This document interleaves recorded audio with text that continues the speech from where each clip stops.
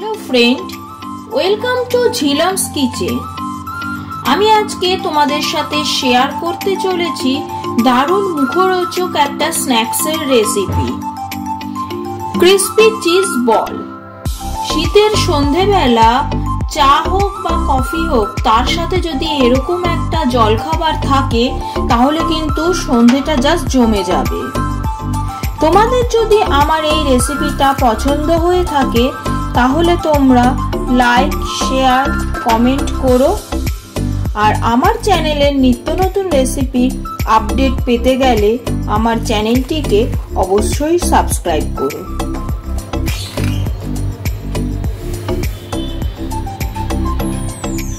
Crispy cheese ball বানানোর জন্য আমি একটা বাটিতে নিয়ে নিয়েছি বয়েলড পটাটো। 4টে বড় সাইজের আলুকে সিদ্ধ করে আমি এখানে স্ম্যাশ করে নিয়েছি। এবার এর মধ্যে আমি দিয়ে দিচ্ছি পেঁয়াজ কুচি, দিয়ে দিচ্ছি ক্যাপসিকাম কুচি, কাঁচা লঙ্কা কুচি, আর দিয়ে দিচ্ছি ধনেপাতা কুচি। এর মধ্যে দিয়ে দিচ্ছি স্বাদ অনুসারে নুন, দিচ্ছি গ্রেট করে রাখা চিজ, অরিগ্যানো,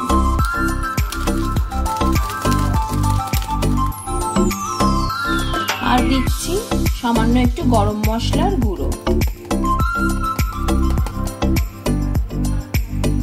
এই সমস্ত উপকরণকে একসাথে করে আমি ভালো করে মেখে নেব।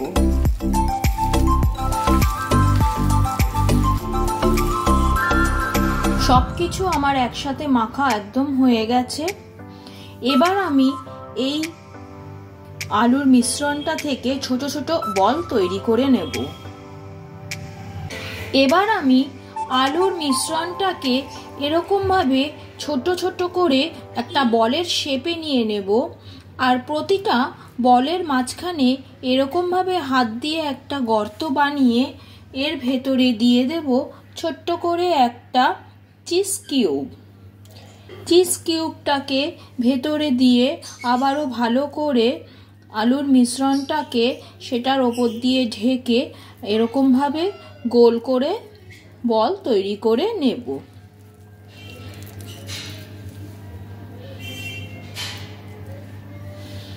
এরকম ভাবে আমি সমস্ত আলুর মিশ্রণটা দিয়ে বলগুলোকে বানিয়ে নেব। আমি আরেকটা বানিয়ে দেখিয়ে দিচ্ছি। এইভাবে আলুর বলের মাঝখানে এরকম ভাবে গর্ত করে দিয়ে দিচ্ছি একটা ছোট চিজ কিউব, দিয়ে এটাকে ভালো করে চিজ কিউবের বাইরে দিয়ে ঢেকে দিতে হবে।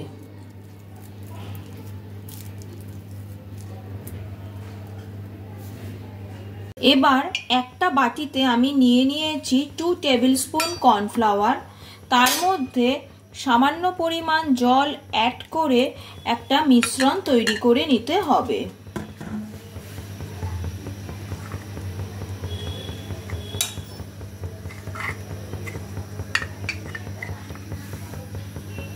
মিশ্রণটা তৈরি করে নিলাম।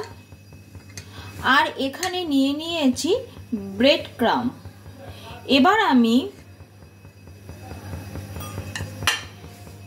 আলুর ওই বলগুলোকে একটা একটা করে এইভাবে কর্নফ্লাওয়ারের মধ্যে ভালোভাবে চুবিয়ে নিয়ে সেটাকে ব্রেড ক্রাম্বের মধ্যে নিয়ে ভালোভাবে ব্রেড ক্রাম্ব লাগিয়ে নিতে হবে।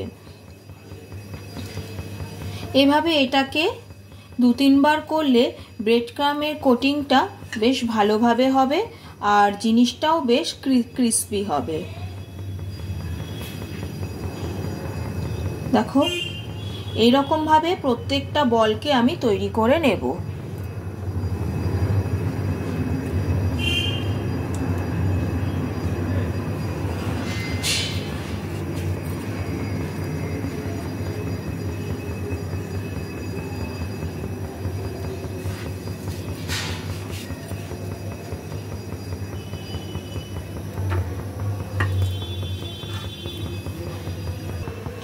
চিজ বলগুলো ভাজার জন্য একটা কড়াইকে গ্যাসে বসিয়ে নিয়েছি। কড়াইয়ের মধ্যে দিয়ে দিয়েছি রিফাইন্ড অয়েল। তেলটা খুব ভালোভাবে গরম হয়ে গেছে। এবার আমি একটা একটা করে বল ওই তেলের মধ্যে ছেড়ে দেব।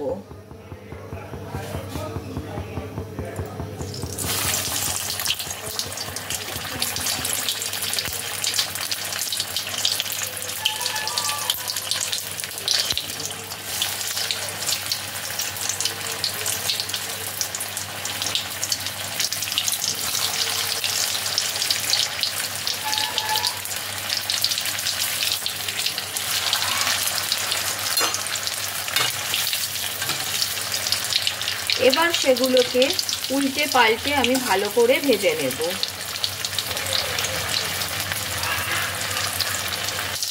চিজ বলগুলো বেশ ভালোভাবে ফ্রাই করা হয়ে গেছে।